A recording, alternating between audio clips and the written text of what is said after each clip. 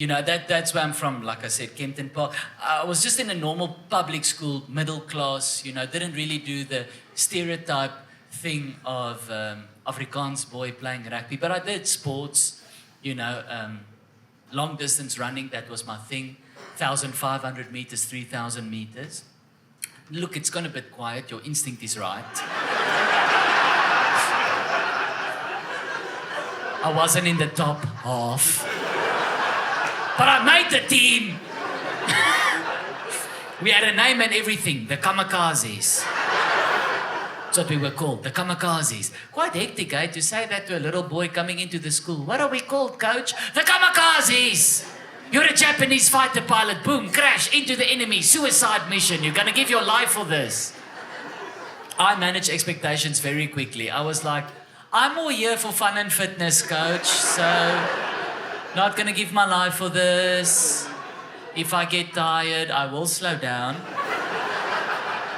If I get a sharp pain in my chest, I will stop. I will physically stop the race. I will not push through the pain to see what happens. But we had the world's most passionate coach. His name was Coach Schalk Modia.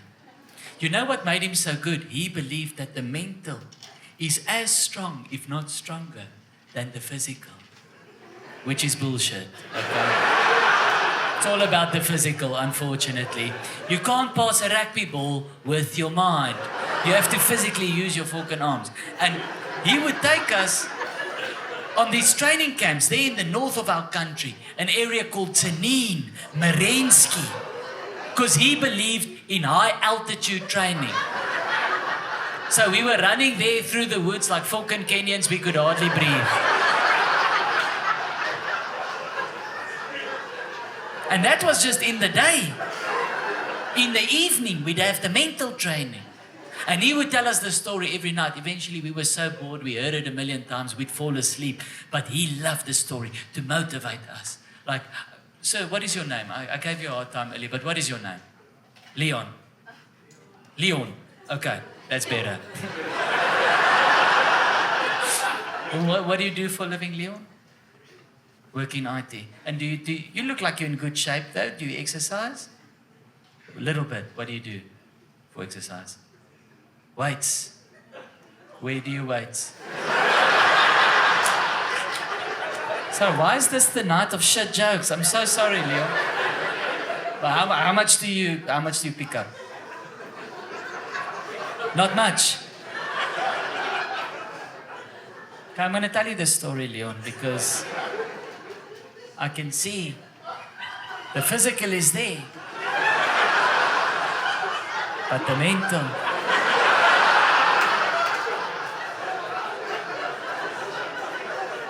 Okay? When I'm done with you, you're going to be faster than fucking fiber. I was trying to bring the IT into it, Leon, it didn't. What in the IT department are you in the antivirus or? Oh, you are? Security? Wow, okay. Now, because I'm one of those people, it says, the antivirus thing comes up and it says renew subscription. And I'm just like, $29, not a fork. But I haven't gotten a virus yet. But I also don't click on like the pop-ups. Nah? When it's like, chick on a Ferrari. It's like 2 kilometers away. I don't believe you.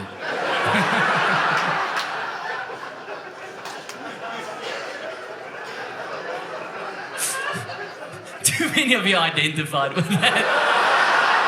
Too many of you have been like, yes, I don't know, eh? That does look like the street here. Could be, it could be. I'm going to tell you this story. I'll paint you the picture. This is the story we were told, the story of Lasse Viren. I'll paint you the picture. It's the 1972 Olympics. Lasse Viren is there. He's a fucking Finn. He's from Finland. And he's lining up. Thank you.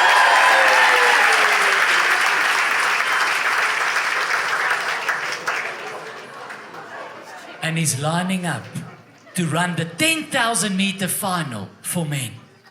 He goes down. That gun goes, oh, trigger warning for the South Africans. A gun is going to go off in this point of the story. I know all of you have PTSD. Okay. This is my hand shaped like a gun. Leon, touch it, verify. It's just a hand.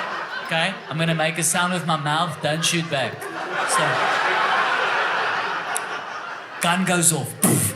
Now, you know at the beginning of the race, everyone's pushing and shoving to get to the front. And what happens to Lasse Viren? He falls hard. But harder than hard. Most people at this point would just admit defeat and walk off. But what does Lasse Viren do? Sir, please start the slow clap. He gets up. He runs like he's never run before.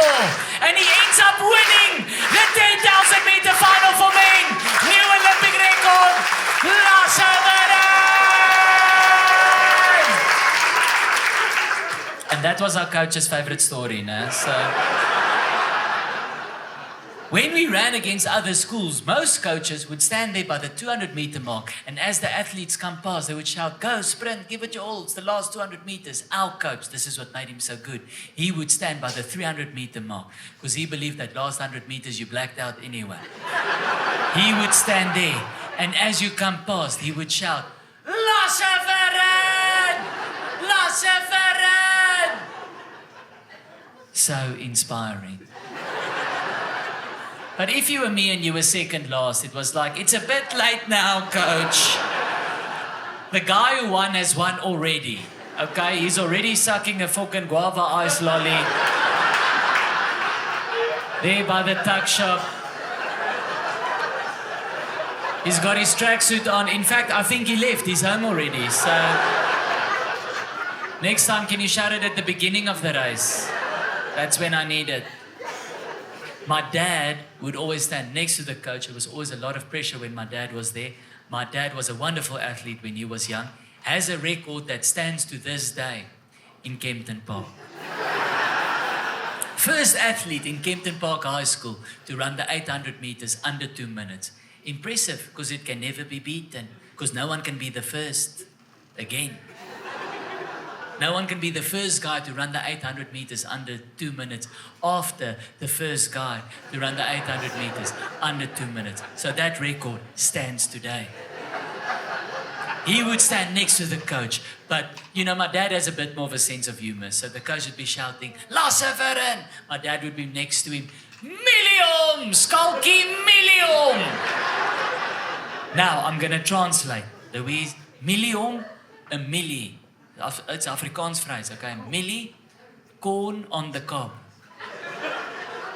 Okay? On the same page, corn on the cob. Hom, translation, him. Put them together. Corn on the cob, him. I don't know why they're laughing. They also don't get it. Because it's made up. It's made up. My dad's coach made it up. When my dad was a kid, he used to shout MIELIE HOM for my dad. Thought it sounded motivational. My dad passed it down next generation to me. And yes, of course, MIELIE HOM, corn on the cob, him. Of course, it doesn't make sense linguistically. But in a weird way, it did make sense. Because, dude, I'm telling you, if you went for a jog tomorrow and I jumped out of a bush and I shouted, MIELIE HOM, you'd fucking go. You wouldn't know why, but you would speed up. You would pick up some pace.